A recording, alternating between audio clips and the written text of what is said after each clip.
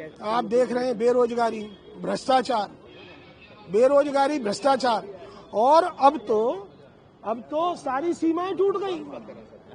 जहर बेच रहे हैं, दवाई के नाम पर जहर, मेडिसिन के नाम पर जहर, बड़े बड़े लोग शामिल हैं, धन्ना सेठ शामिल हैं। इनके घर कब बिल्डोजर जाएगा? इनके घर कब बिल्डोजर जाएगा? मासूम पूछ रहे हैं, मासूम तड़प रहे हैं, मासूम तड़प रहे हैं। अभिभावक को ये नहीं पता, जिसका पेशेंट एडमिट है उसे ये नहीं मालूम कि इनमें क्या है, ये पिला रहे हैं, क्या खिला रहे हैं। 60 कंपनियां खोली गई, 60